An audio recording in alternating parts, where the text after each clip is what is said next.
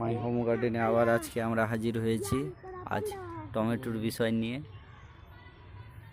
কিভাবে টমেটোর উৎপাদন বৃদ্ধি করা যায়, কিভাবে চাষ করা যায়, কোন মাটিতে চাষবাস ভালো হয়, সেই ভিডিওগুলো আপনাদের আজকে তুলে ধরব। দেখতেই পাচ্ছেন খুব সুন্দর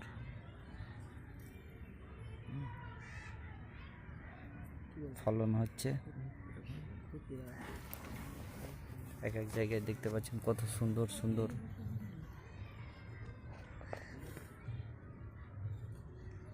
সাইজগুলো খুব সুন্দর আছে। এখন এগুলো ছোট রয়েছে।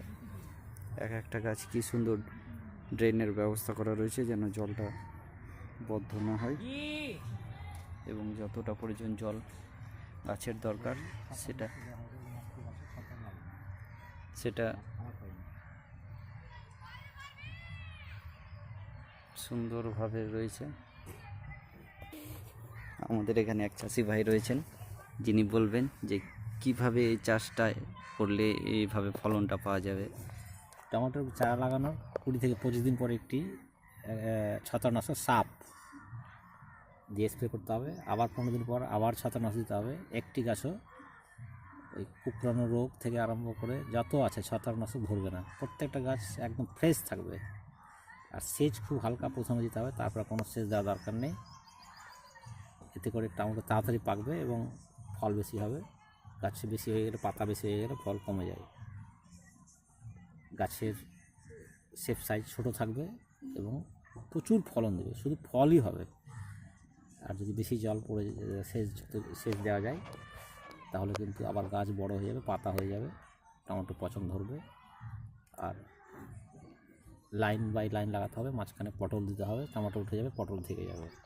পটলটা সারা বছর সবজি হিসাবে থেকে গেল। এক ফালি জমি, 1 কাঠা, হাফ কাঠা যায় থাক, 4 সাইডে টমেটো এবং মাঝখানে পটল। টমেটো বৈশাখ মাসে শেষ। আর টোটাল লতা মাচা দিয়ে দিতে হবে। এতে করে পটলটাও হলো, টমেটো হলো। পটলের ভিতরে আলু দেওয়া যায়, তো আলু না দিলে ভালো, তাহলে পটলটা তাড়াতাড়ি পাওয়া যাবে। আমাদের চাষি ভাইয়ের কথা শুনলেন, দেখতে পাচ্ছেন গাছগুলো বেশ সুন্দর রয়েছে।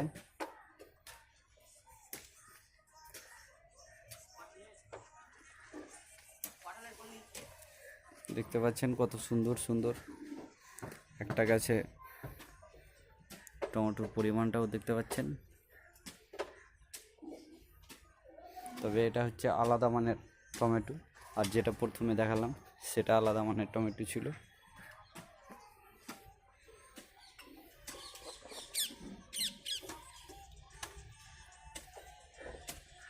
আজকে এই পর্যন্ত।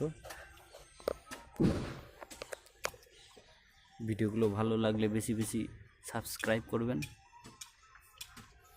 আর প্লিজ কমেন্ট করে জানাবেন আপনাদের কেমন লাগছে আমার ভিডিও। আজকে এই পর্যন্তই, ধন্যবাদ।